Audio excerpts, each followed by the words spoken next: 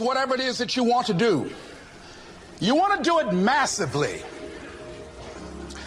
I have a friend who was telling me that his sales were down. I said, well, how many phone calls you make a day? He said 25. I said, double them. Make 50 or 75 or 100. He said, oh man, that's just too much. I said, what do you mean too much? You behind on your bills? You're talking about too much? You know one way to get back on your feet real quick is to miss 2 car payments? There's no competition out here. Decide that you're going to push yourself. Most people won't do that. Most people give up on themselves easily. You know the human spirit is powerful. There's nothing as powerful. It's hard to kill the human spirit. They asked Benjamin Disraeli, a man who became the head of a country at a time when Jews were not allowed out after 10 o'clock. They said, how did you do it? How do you achieve it against such great odds?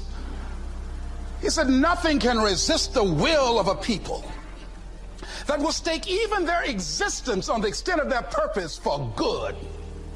That when you have a made-up mind, when you decide that you want to do something, I was reading something the other day, he said, the power to hold on in spite of everything, the power to endure, this is the winner's quality. The hunger, the ability to face defeat again and again without giving up. This is a winner's quality. You have that quality within you. When you're hungry, you don't care about the facts. You don't care about the art. There's greatness in you. And you've got to learn how to tune out the critics outside and the critic inside. And since I'm going to do this, I'm going to harness my will. And I'm not going to let anything stop me. I deserve this. I'm going to do it until. And this friend, I told him, said, start increasing your calls. I said, I make 100 calls a day. The other thing is that if you want something, you have got to be relentless. You've got to learn how to become resourceful. You've got to learn how to become creative. When crises strike in your life, and in the Chinese language, crises mean danger, but it also means opportunity. And this is an opportunity for you to grow. And you've got to be so relentless, regardless of what comes down the pike, that you're always looking for a way to get over, always looking for a way that you can break through, and always looking for a way that you can strike a telling blow. Live your life with passion, with some drive. You've got to watch the people, the relationships that you develop. Have people of kindred mindsets. If you're around folk who are dead and negative all the time, they will affect you. You want people that are around you that have smiles on their faces, looking good. So you've got to watch your countenance, watch your face, have an uplifted expression, watch your body posture. All of these things affect you psychically. You got to be the kind of person that you are fearless. You are unstoppable. And because you are unstoppable, because you've got power that you haven't even begun to use yet, you owe it to yourself to release your brakes. How many of you have the experience of pulling out of your driveway and you mashed on the accelerator and the car was just going, and couldn't move, and you mashed harder and it couldn't move, and then you discovered you had your emergency brakes on, and then you release those emergency brakes and it goes, choo! Have you ever had that experience before? Most of us go through life with our brakes on, holding back, not giving all that we have, not sharing all of ourselves. Most of us go to our graves still holding on rather than releasing it. What are some of those things that keep us from releasing it? Because of past experiences, past defeats, past pain. We look back, well, it didn't work out then. It probably won't work out now. Many people get confused their performances with who they are. That if my speech tonight doesn't work, it doesn't mean that I'm a bad speaker. It means that what I did didn't work tonight. And I've got to separate what I do from who I am. And I've got another shot. See, the last chapter to your life has not been written yet, and it doesn't matter about what happened yesterday. It doesn't matter about the things that you've done that you feel guilty about. If you wouldn't do it today, you're convicting an innocent person. Something I'd like to share some ideas and thoughts with you. I'm not asking that you believe anything that I say. I'm not asking that you agree with me. And if there's something that I say that can fit and work for you, I say use it. If not, discard it and let it be.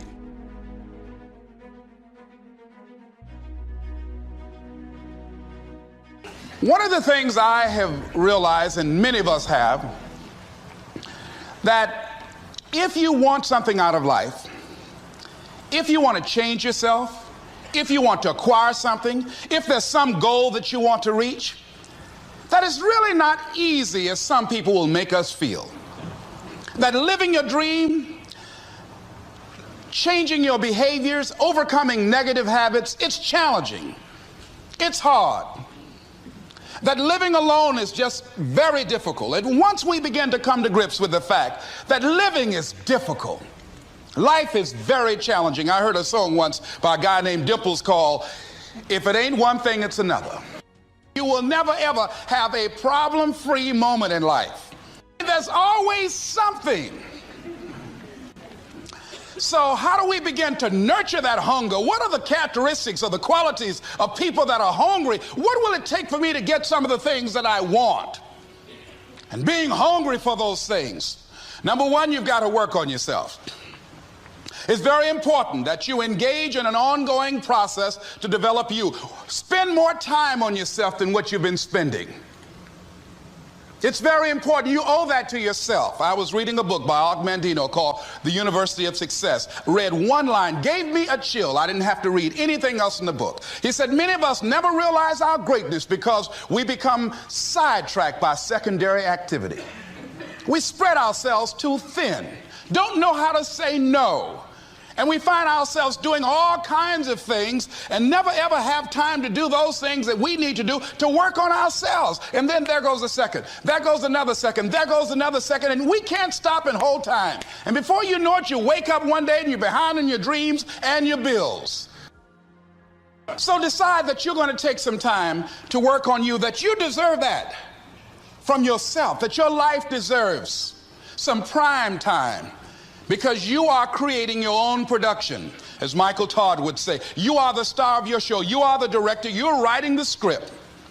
And you will determine whether your life is a smash office hit or flop. You determine that. Working on yourself, talking to yourself. That's so very important. Overcoming the negative conversation, that inner dialogue that's going on all the time, all the time. Even when you don't want it to be there. You can't stop yourself right now from thinking. You can't do it. It's going on.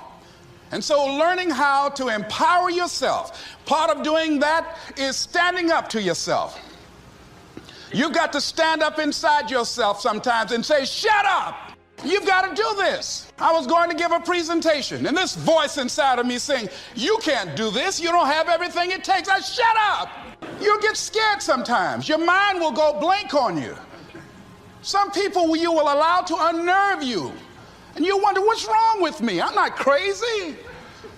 That's why you've got to learn to make a conscious, deliberate, determined effort to stand up inside yourself. Working on yourself, watching that inner dialogue, it will determine the quality of your life. When you're working on something you want to achieve, you have got to stand up to that voice.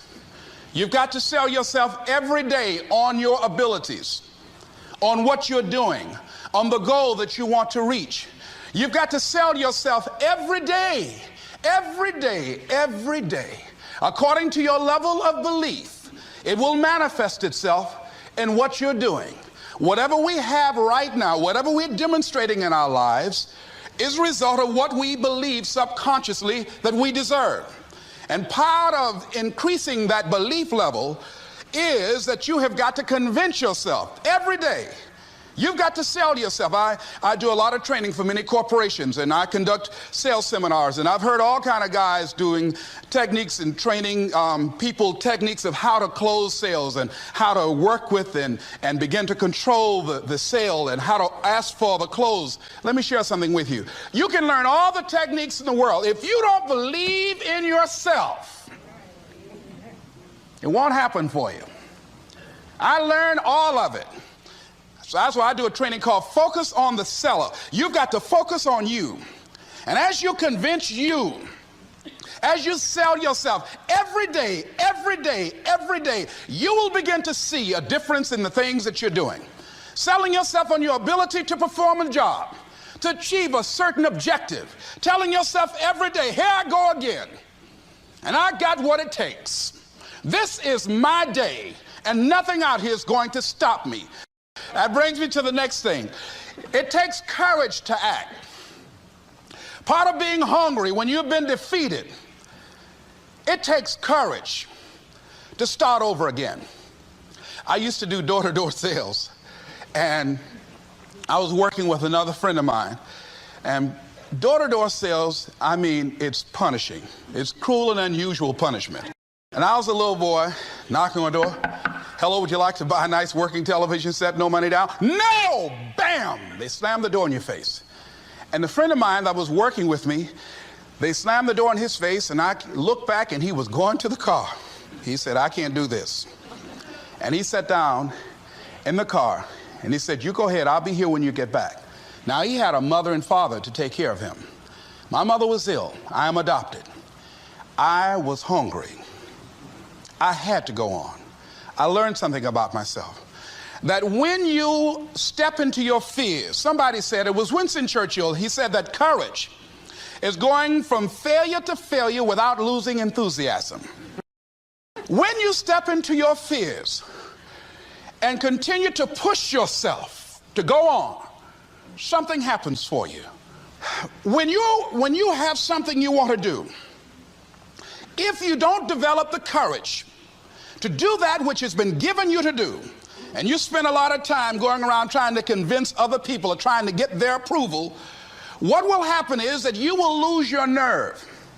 And other people will convince you that what you're doing doesn't have any value, and you'll give up on your dream. It's an interesting thing about life, I've also found, that if you don't have the courage to act, sometimes and particularly, if you have something special to do, life will move on you. If it were not for life, I would still be a disc jockey. I didn't just leave voluntarily to go to the state legislature. I was fired. I was working on a job, and I came home one day. I was married at the time, and I told my former wife, I said, that guy Bert I work for is stupid. She said, if he's so stupid, why does he sign you a paycheck? That night, I could not sleep well. Here was a guy that was controlling my life. I was going through all kinds of changes because this man controlled my paycheck. And it was Carlyle who said, truth crushed to earth shall rise again. Winston Churchill said, the truth is incontrovertible. Malice may attack it, ignorance may deride it, but at the end there it is. And we know scripture that says, ye shall know the truth, and the truth shall set you free. And the truth that I had to come to grips with, that I wasn't in charge of my destiny. The truth was that I wasn't giving all that I had. The truth was that there are some things that I wanted to do, but I didn't have the courage to act on those things. And the truth was that Bert Childs was a blessing to me. He made life so miserable for me, I had to start looking at my life differently. I started going to work earlier. I started being the last one to leave there. I started working harder than anybody else. The other guys could not. Why would you work so hard, Les? I said, I'm not working for them. I have been cheating, Bert, I thought. I've been cheating myself and my family. Wherever you are, whatever you're doing, do it with everything that you have. Develop the habit of giving more than what you're paid for. Develop the habit of setting standards that others will be measured by. Someone said, do not go where the path may lead, but go where there's no path and leave a trail.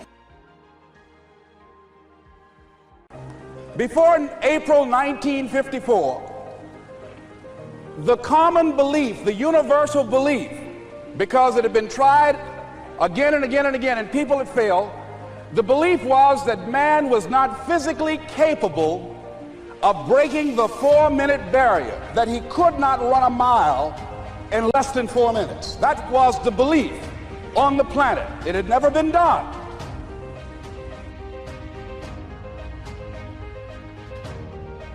But here's what happened, ladies and gentlemen.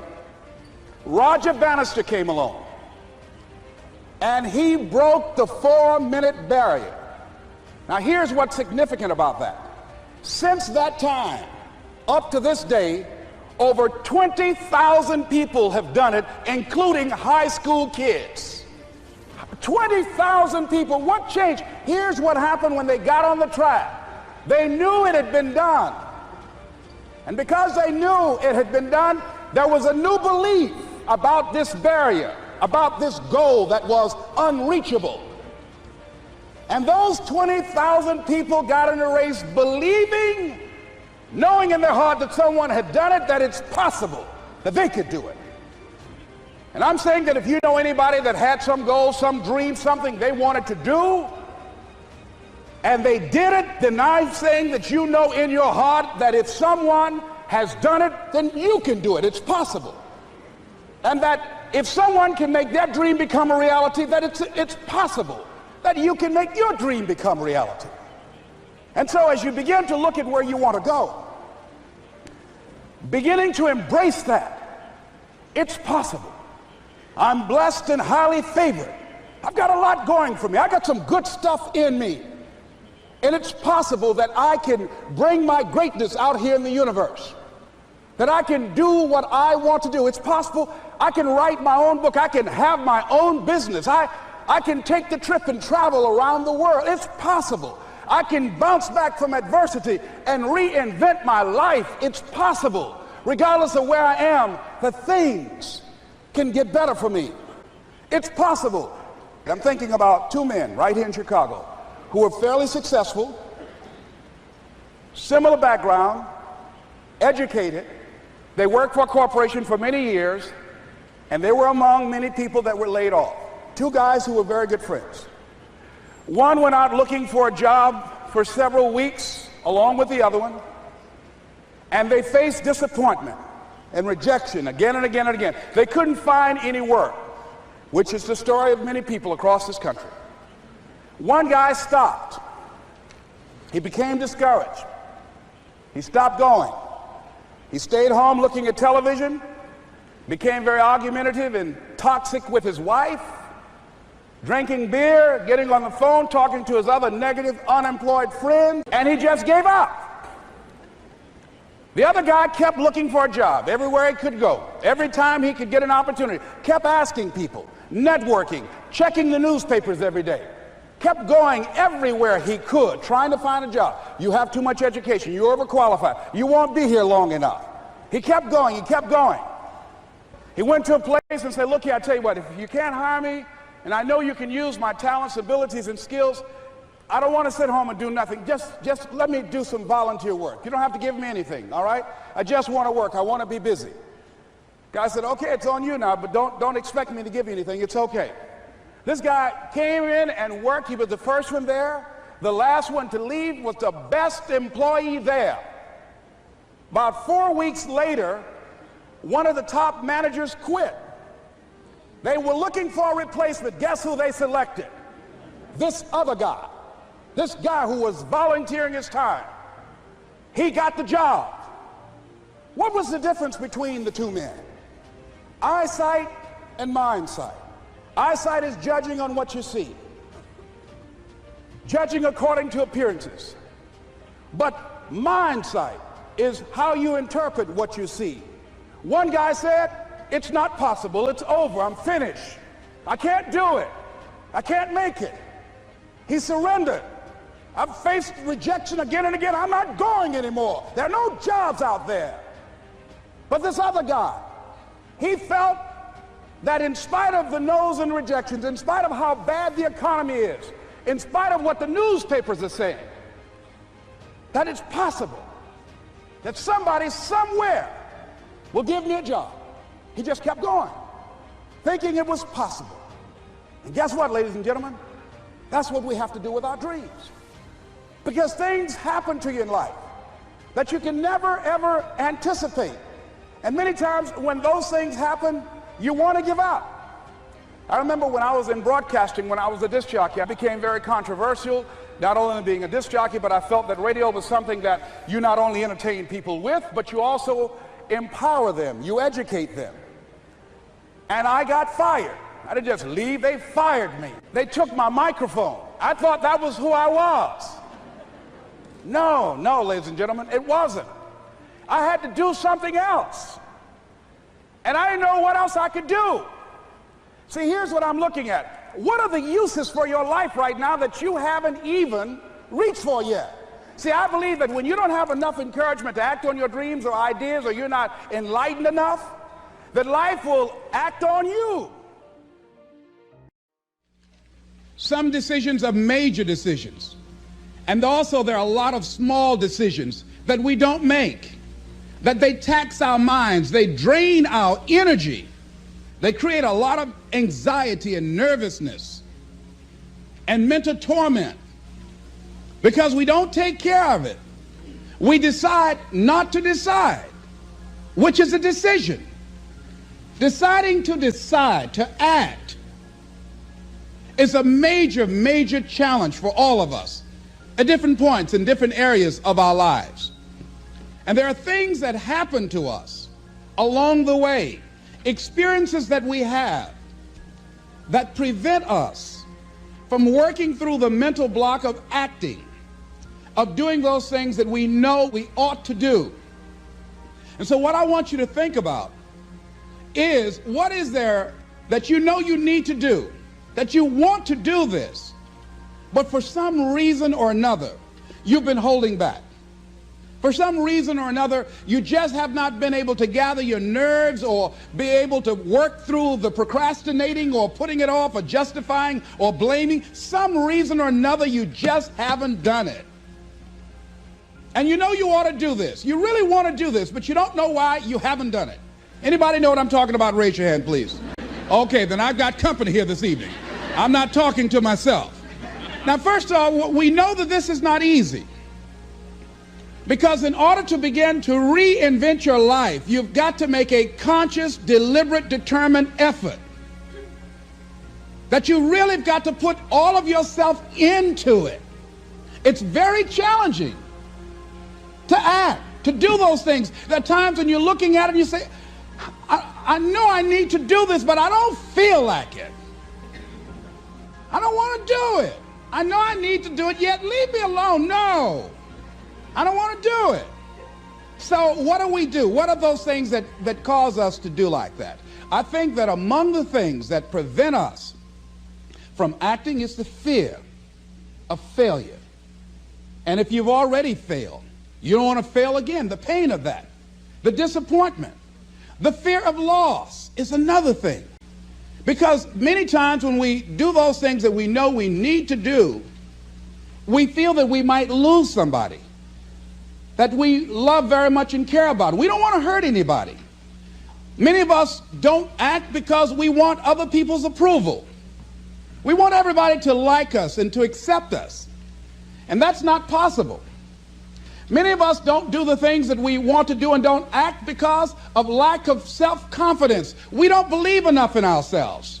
I have a friend who's been working on a job where she's miserable, talented, want to go to another place that she can do what she wants to do and make the kind of money that she would like to make, and had some offers. But because of her fear and her lack of self-confidence of things might not work out, she won't take a chance on herself. So there she is, spending 8 hours a day, 5 days a week, and she's miserable. She hates to go to work. They're not paying her what she's worth. She knows it. But yet and still, she won't do that which she knows she must do, and it's wearing her out. There are a lot of people that their jobs are making them sick because they won't act. You check out the absenteeism and the people that are depressed. You see them coming to work angry. How you doing? I don't know. Just leave me alone. It's not even 9 o'clock yet. You're talking about good morning.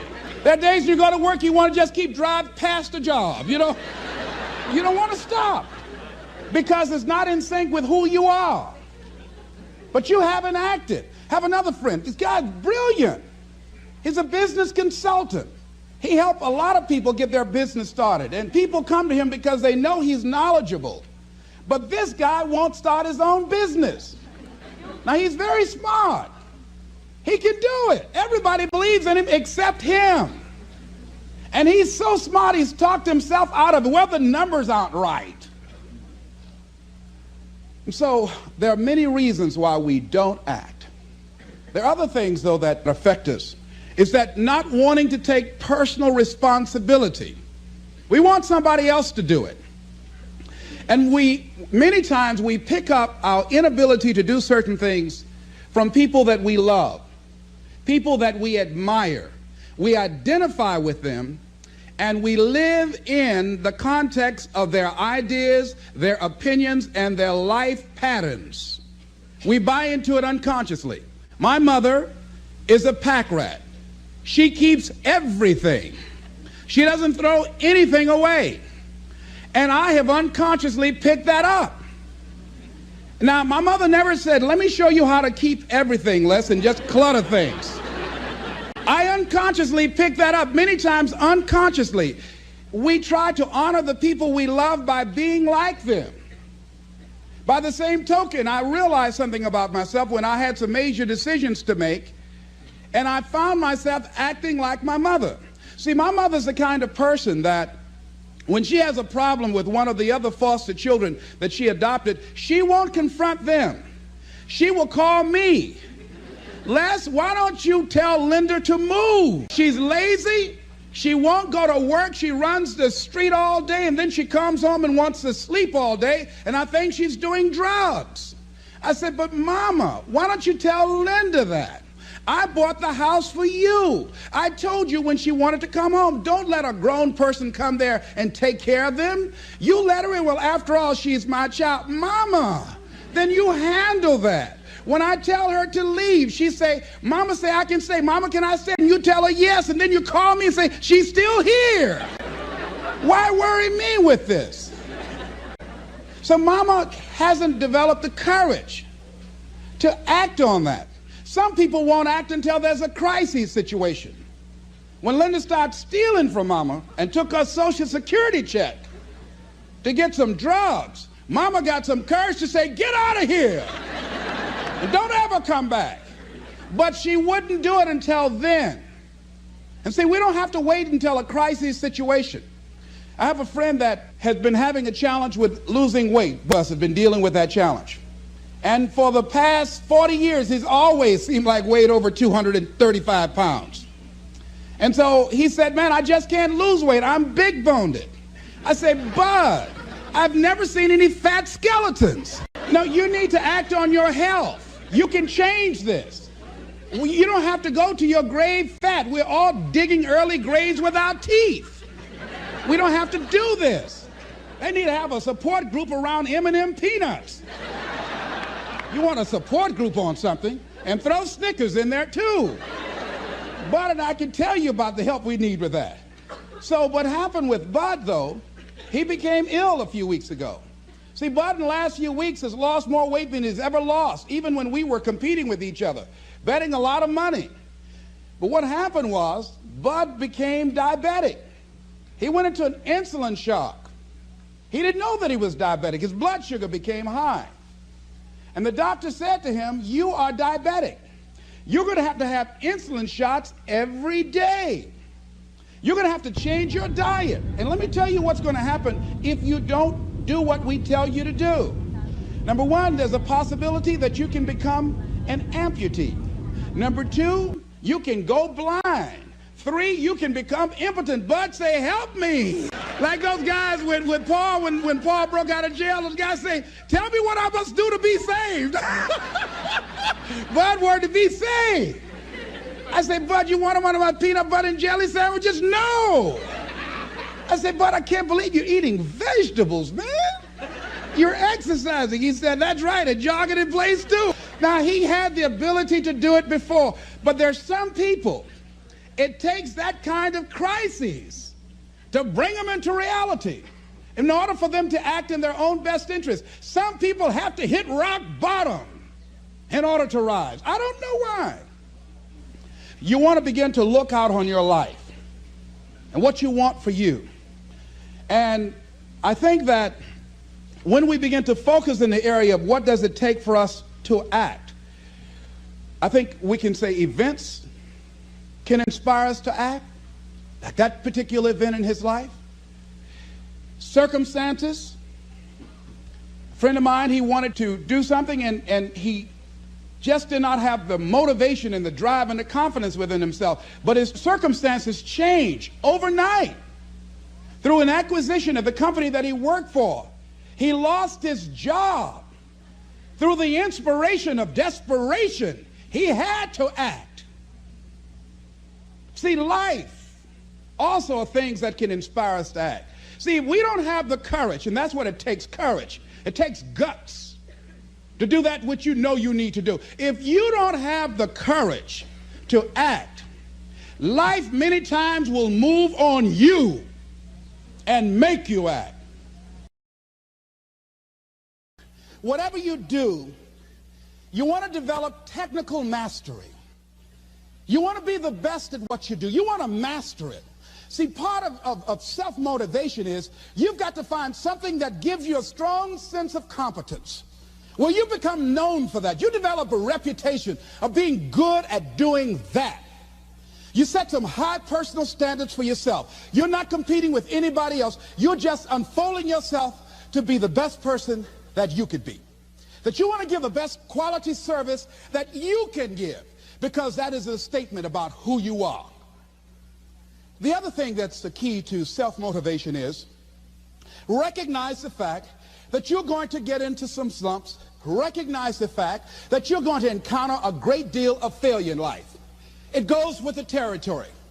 But in the face of that, you want to be relentless. When you want something, you don't expect everybody to say, oh, you want this? Oh, great. We want to give this to you. You're such a nice person. You're doing it for your family, aren't you? Great. No, life isn't like that. No, many doors will be closed in your face. Many loans that you will want. And they'll say, no, you don't have enough collateral. You don't have enough credit. And most people will give up. But you've got to decide that I'm going to be fearless. I refuse to be denied. And I'm going to go all out. I'm going to be relentless. I don't care how many no's I encounter. I like something Isaiah Thomas said when he's getting ready for a basketball game. He said, I'm going to either shoot us in or shoot us out, but I'm not going to not do anything. And that's the way to go. You can't make a basket unless you shoot the ball. You can't hit a home run unless you take a swing at it. Most people won't even take a swing. Well, I probably won't make it anyhow. That's the conversation within. They probably won't give it to me anyhow. If you want something, you've got to be relentless. You've got to decide, I deserve this, and I'm going to have it. And you go all out to get it. That drives you. The next thing is that when you want something out of life, you've got to be willing to go into action. Don't wait around for things to be just right. Don't wait for things to be perfect. Don't wait for the ideal situation. It will never be ideal. There will always be a reason. Well, as soon as the children grow up, or as soon as I pay my bills, or as soon as I get my divorce, as soon as I get enough money together, do what you can, where you are with what you have, and never be satisfied. A lot of people never take a chance in life. They don't want to take any chances. They want the situation to be ideal. See, that's not walking by faith. That's walking by sight. If I can see it, I'll do it. No. That's a lot of people saying, if I can see it, I'll believe it. No. If you believe it, you can see it. And don't be disturbed because no one else can see it.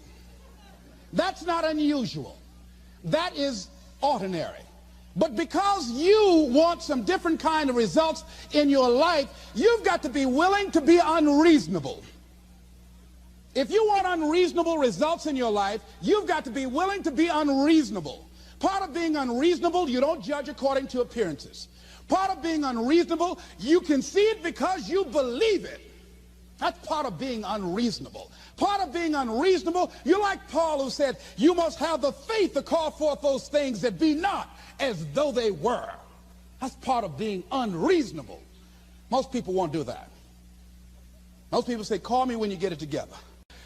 The other thing is that one of the keys to self-motivation that empowers you is that you want to find a cause larger than yourself. Find something that you can contribute to. Find something that you can make a difference because you can. Part of what feeds your larger vision, part of what gives you a reason for being, part of what gives you your life is being able to give something back. Say, I can't afford to give anything. You can't afford not to give. Give your time. Give your talent. If it's nothing, just to go over there and lick envelopes. I don't know exactly what I'm going to do, but I'm going over there. It's part of my tithing in the universe. Once you develop that special sense of mission, and that's what you develop when you're part of a larger cause than yourself, it drives you. You don't need an alarm clock to get up in the morning. You have special power. You'll go places and folk will like to be around you. They will know there's something different about you.